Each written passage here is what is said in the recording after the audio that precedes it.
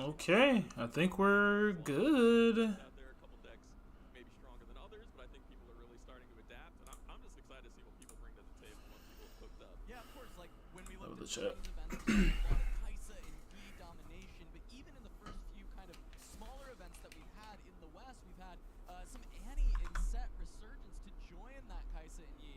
I'm wondering, are there any other decks that you're on the lookout that maybe, hey, we haven't seen that big success yet, but might have their breakout performance here in Houston? Yeah, so I'm actually a TEEMO. really big fan of TEEMO. Yep, knew it. I knew he was gonna say it. Sleeper. I know we had like Prismaticism over in Vegas, had a really good showing with TEEMO, and I think the deck just has a ton of play to it. There are kind of things you can do to adapt against the meta. Mundo is a really great answer to Kaisa if you kind of just reach a stage in the game where he's big enough, they just can't deal with it. And yeah, I'm just really excited to see the next evolution of that deck and maybe see if we have a deep run again here. Yeah, I think the big one that, we mentioned how Annie had that good run, but it's been that big surge in the West of Annie being this really, really kind of dominant force. And it feels very interesting that when we walk around the room, there's a lot of Kai'Sa, as we Yeah. expect. But then you would think, oh, a lot of Yi. But really, what I've been seeing personally when I'm walking around is more Annie than Yi even, which is quite surprising. And also way less Victor than we've Interesting. seen, with the Chinese tournaments. And I'm wondering, do you think Victor just that Victor's huge good rate though. in China I think saw he's cool, a but success here, or do you think maybe just in general it's slowly falling out of popularity? Yeah, no, that's really interesting. I think Victor definitely kind of started out a little more hype. People were maybe coming from other games were like, oh, this is like my typical control deck. I'm going to play a lot of removal. I'm going to draw a lot of cards. And people are sort of starting to learn that Riftbound is maybe a little more tempo-driven than other card games they might be used to. And it's really interesting with Annie because I do feel like Annie first started to rise as like a Kaisa counter. Yeah. And then people are sort of like, wait, this deck's kind of just great. It's not just a Kaisa answer. It's a deck that's going to let me get on the table, score some points, and really put anyone in a pinch. Yeah, there's been these like new sideboard options because previously I think one of the big gatekeepers of Annie was Master Yi, but we've seen a lot more of these sideboarded rebukes and even mainboarded rebukes that yeah, have he helped that rebuked matchup quite a bit. that boy. Talk to a lot of the Annie players out on the floor, and they don't feel like they're unfavored into. I mean, if you defy a rebuke, it feels really bad because you just had to recycle two. But Where it was like Kaisa gatekeeps some decks, but then the decks that no, yeah, room comp. So yeah, you need to win wall that actually. Rebuke is actually really good. You can defy gust, but not. Yeah. And at some point, you're just going to have so many stats that even Yi, with the defensive stats from the legend, you're just going to go over the top of them. And if they don't have the counter for the ride and win, you're just going to end the game in a way that they really just can't handle. So I think that's the real strength. Is Annie has that sort of explosive early game. I'm going to cheese out some points, and then this really robust sort of two-card combination. And, they have so much filtering that they're going to find it against you eventually. And that's the really funny thing. We start to have this meta develop, and then I wonder if there's anybody on that kind of like level 3 where now, hey, Annie's so popular in the room, maybe I need to find a deck that's order so that I've got, the Hidden Blade to kind of answer this buy ride the win, and that's where the Victor comes back around, or maybe Darius shows up, or even the set that had found some success maybe has a little bit more room to play.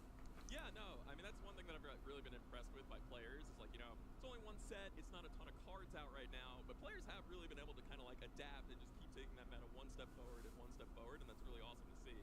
But one thing I do want to make sure we don't forget to mention is like, yes, people are trying to be Kaisa, but Kaisa is still pretty great. Yeah, there's going to be a lot of Kaisas out there. There will be a lot of Kaisas. I'm looking forward to seeing how the different Kaisas have decided to tech their deck. We saw a lot of players leaning towards this triple Rain strategy, but I've also seen other players go for 0 main deck Rain. They'll still have some on the side, but 0 main deck Rain versus 3 main deck Rain. And both of these players, both of these groups of Kaisas are saying, yeah, I think this is better for the mirror. Someone has to be wrong, right? Yeah, no, it's really interesting. I've got like a lot of friends in the community, and like a lot of them are on Kaisa, and I walk around and I talk to them, and like the first person will be like, Time Warp's broken, you guys gonna ban it, it's best card in the game, it crushes the Kaisa mirror, and then I'll go to the next person and I'll be like, Time Warp's unplayable, I don't know what all these other Kaisas are doing. And it's gonna be interesting to see the theologies crash. Well, we will see who is right as the day progresses, but reminder that these players are playing for a prize pool of $25,000, with first place taking That's fantastic. that $6. Look at that. Top 32 gets $250. That could pay for your plane ticket. That's really good. Treatment, it looks beautiful. They're also going to take home that playmat, and top 8 still getting that foil, that top 8 card. It is so prestigious to be able to grab one of these. Yeah, for sure. And the thing that I'm really excited about is kind of the best of Metal Legends, that the people with each legend who does Yeah, that's exactly what get I'm this looking really for. special prize tailored just to them. And I think that's really cool because it incentivizes people to maybe play play some of the less popular decks so they can go after that really unique prize. Yeah, everybody's kind of got their favorites, and also, you know, a great place to play your favorite regardless of the stakes is at your Nexus Nights locally. You should go and check out if you've got a game store running Nexus Nights every single week at locator.riftbound.ubsgames.com/events, where you can jump in the action and start playing some Riftbound with your locals. And if you want to take things a step further, you can see if you have any summoner skirmishes around. That can get you a round 1 bye at a regional qualifier just like this one. Go check out ubsgames.com/riftbound-organize-play in order to find out more about the summoners skirmish. Frank, this is a great way for players to jump in. They can try and earn these round 1 buys. We saw a lot of players out there already with their round 1 buys, happy to be like, you know what? I don't need to win 7 rounds today. I only need to win 6 rounds, 7 rounds. That's gonna be tough. That's 7 hours, dude. Find your community, you sort of figure out what player you are, and you know, you can really just like take slow steps up until you're ready for the big stage. Maybe you get that buy and it convinces you to come out and play in a great event like this. All right, well, we talked about a lot of different decks, but one that we didn't mention was Leona. However, luckily, I got to catch up with Frodan and talk to him a little bit about the deck he decided to bring. Frodan? I'm here with Frodan at Houston Regional Qualifier. Dan, TFT Academy shirt on. yourself for anybody who maybe doesn't know where they know you from. Yeah, my name is Frodan. I am a TFT content creator, streamer, and I used to be a commentator. I actually used to cast TFT main broadcast events with Cast Nova once upon a time. But these days, I'm sort of a washed-up dad gamer playing some strategy games. All right, well, speaking of, what deck have you decided to bring to the regional qualifier, and why did you decide on it? I decided to bring Leona. I think Leona's been one of my favorite champions in the league for a long time, and I also find her play pattern really fun. I also want to go a little bit off meta. I think a lot of people are going to be playing Kaisa and Mastery. Leona's not bad. It's good against Yi, in my opinion. Like, I want to go a little bit against Because you can, with the Xenoblade is such a strong card.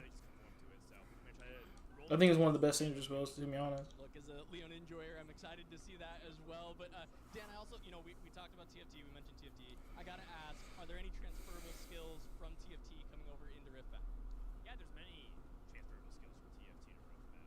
If you view it both as strategy games where you have to kind of play around variance and manage risk versus reward, there's a ton of overlap. And perhaps the most important skill for TFT and card games is reading. That is something that most TFT players struggle with, but from time to time I like to finish my sentences.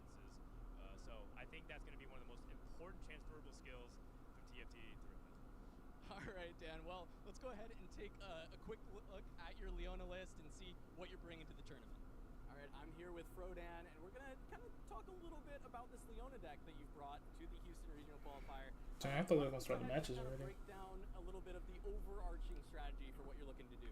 Yeah, absolutely. So the main legend I play around is Radiant Dawn Leona, which is whenever you stun one or more enemy units, you get to buff a friendly unit. And from there, you get to leverage a bunch of buffs to either draw cards or just to attack. But the most important thing is stunning prevents that unit from dealing damage that turn, which allows you a lot of different combat trick potential, which is really fun.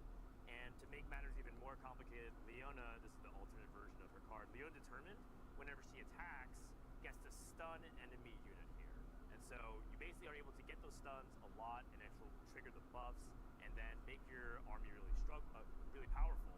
And then to make matters even more complicated is once Leona gets to the battlefield, she also has a shield, so she can even hold the point a little bit better. And then you combine the fact with there's some yellow and green spells. Green spells are really good as small buffs. You're talking about like On Guard, you're talking about Discipline, maybe even a Defy to help protect her. It could be a very, very sticky champion to do. Yeah, absolutely. Let's go ahead and take a look through some of the other kind of key pieces of this deck as to maybe that you're looking to buff or looking to kind of use to push onto these battlefields. Yeah, so the first card that I love playing a lot is Solari Shield Bearer. When you play me, you stun a unit. And it's pretty basic Okay. effects, but once you get Leona out, you can actually go for the Solari Shield Bearer to preempt with the stun. And then if Leona attacks, that allows you to double stun and double buff and leverage both of those to take down even the very pesky double holds. If you're going up against a TEEMO deck that likes to hide cards, if you go for the double, you actually have different ways you can manipulate that. So this is a really simple card, but a pretty big staple in the deck. And then, of course, one of the cards that I really like to play around as well is Set Kingpin. I think this is one of the departures from the usual Leona deck. I think a lot of people like to play like Fiora, for example, or some of the think Yeah. he has so much stats for 4, and if you have even a buff onset himself, he gets +1 for each buff friendly unit that counts himself.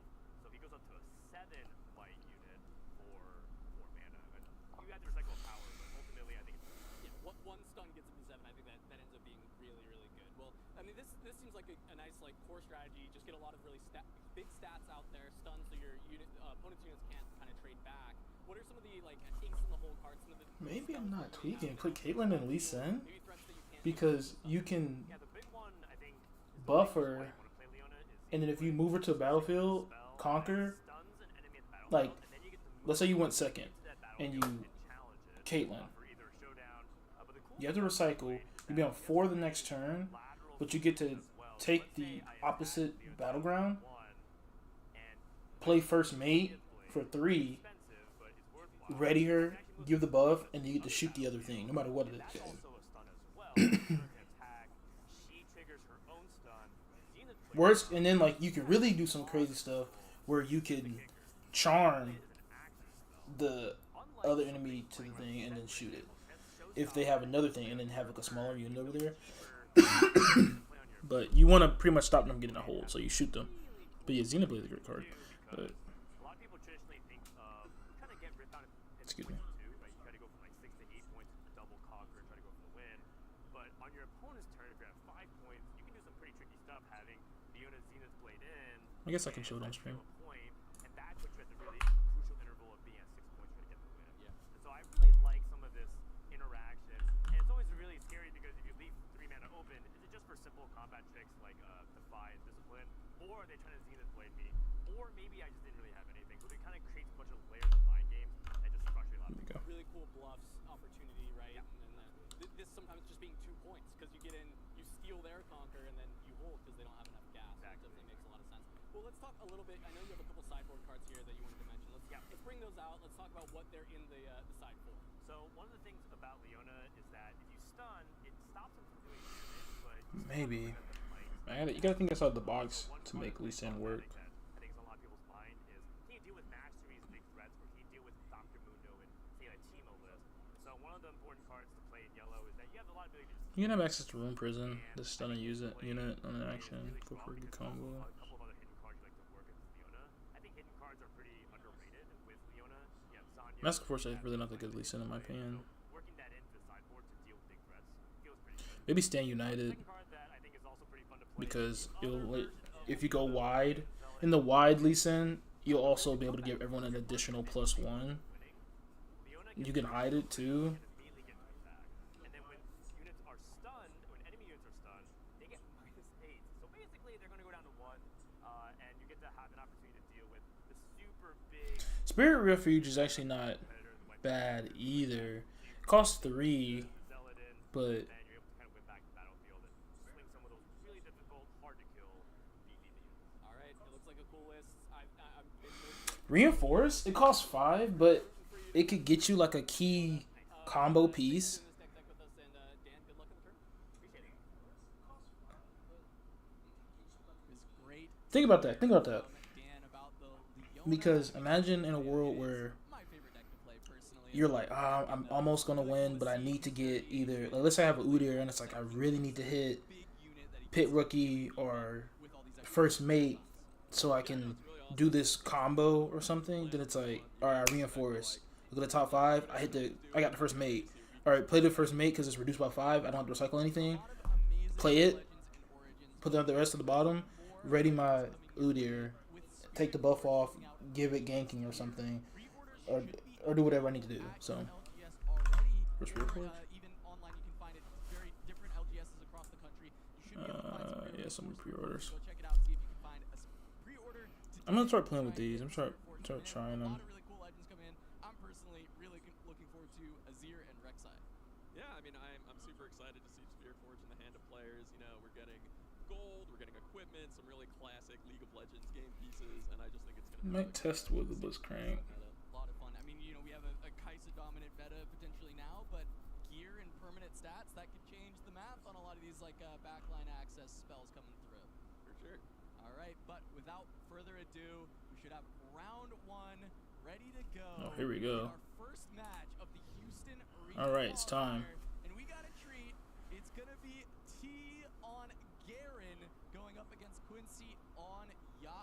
kick things off. So some off the beaten path legends to start our day. Garen at the start. Garen first round. That's fun.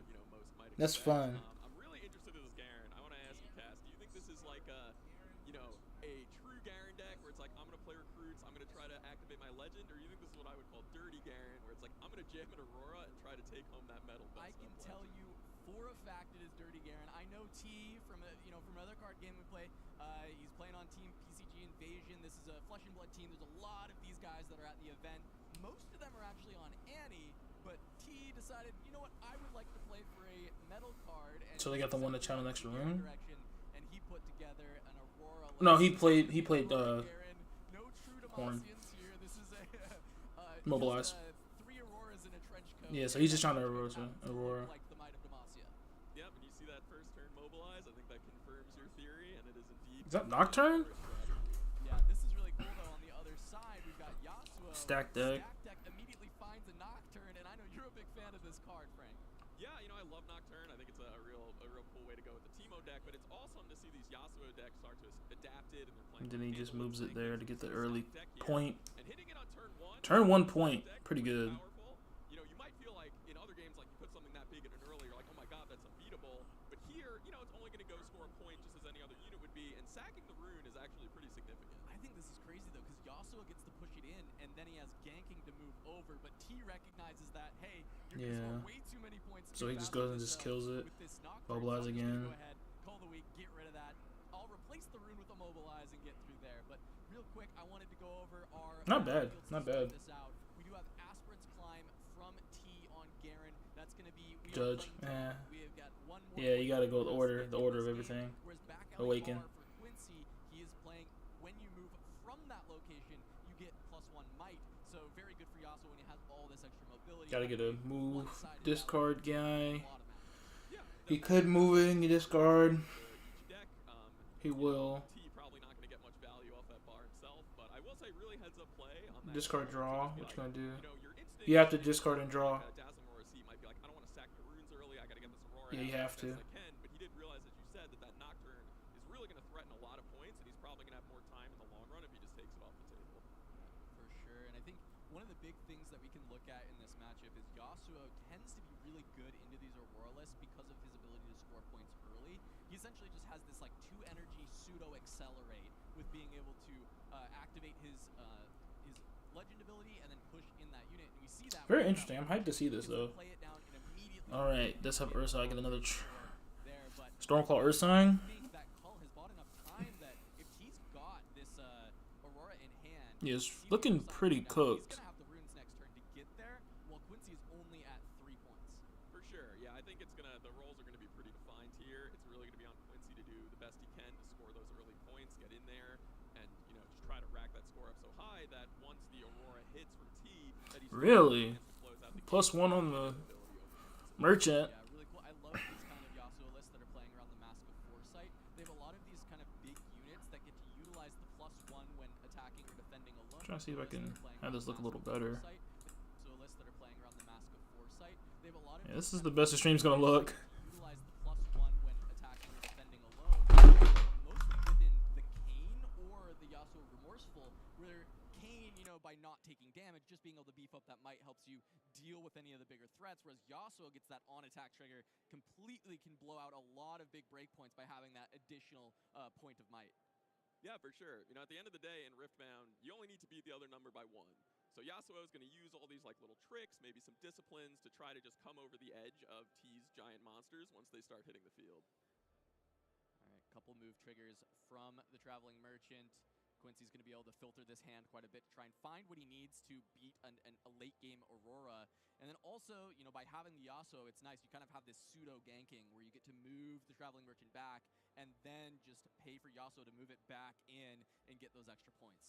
Yeah, I think Quincy really just doing kind of exactly what we're saying here. He's getting his units in, he's scoring points, he's trying to keep them safe, and kind of just build up enough resources so when, if the Aurora hits the table here, he can go over the top.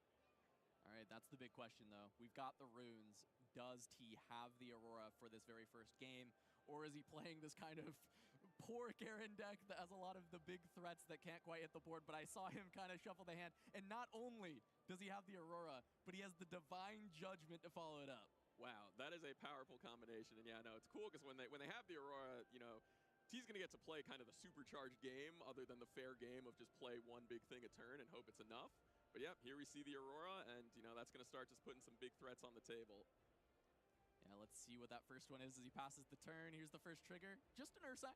So maybe not the thing he was most excited to see, especially because that Divine Judgment's coming up. But realistically, yeah, you're going to deramp yourself, but you're going to have these two big bodies, and you're going to put Quincy on the other side on just 2 runes and 2 cards to try and deal with it. Yeah, no, there's a really interesting dynamic with the Aurora decks where you kind of got to find that sweet spot of like, do I only want to play the insane flips or do I want to play some of the more middle stuff so I have a more reasonable game plan in the games where I don't have Aurora or on the turns getting there. So, you know, not the best hit that he could have put out, but, you know, it's still pretty big. Yeah, I think I'm a fan of Ursine in this version, right, where you kind of need something to play if you can't, because one of the other big threats that we see in this deck is going to be Commander Ladros, which has that, like, 4 recycle cost, and really, you can't play that so effectively in this list. You need it to come off of the Aurora, so having some threats that you actually can play out is really helpful. Here we see a accelerated Tasty Fey Folk coming to brawl with the Ursine. That extra stat from the mask is going to push it over the top to be able to kill it cleanly and score a point. All right, and there it goes. That's going to be a little annoying for T to actually be able to deal with straight away, because this turn really wants to be that Divine Judgment and then allow the Aurora to start kind of accruing that value. And that Ursine is a little too small. It can't actually deal with the Tasty at 7. Yeah, no, the mask playing both O and D here, really just lining up perfectly against the numbers that T has right now. It's going to be interesting to see if he still thinks it's worth it to go for the Judgment, or if he's going to try to get some more on the table before pulling that trigger. Let's see. I mean, this is the decision here. The question really becomes, does he have maybe like a Hidden Blade or any of the other potential hiddens that he could have? And there is a Hidden Blade, right? So this is pretty nice. You actually Hidden Blade now. Quincy's going to draw 3 cards here. He draws 2 for the Hidden Blade, 1 for the Tasty, channel 2 runes, and now, boom, Divine Judgment is going to take that all away. Yeah, this lines up really perfectly for T. Super heads-up play. You know, you'll obviously see him, like, tapping the table. That's when you know, like, the gears are turning. He's doing some math, and he's like, can I do this? And he's like, oh, I can. This is going to be great for me. Oh, yeah, he's like, yeah, draw those extra cards. Go ahead. Doesn't matter. Well, it can matter, right? You get more options to choose when this Divine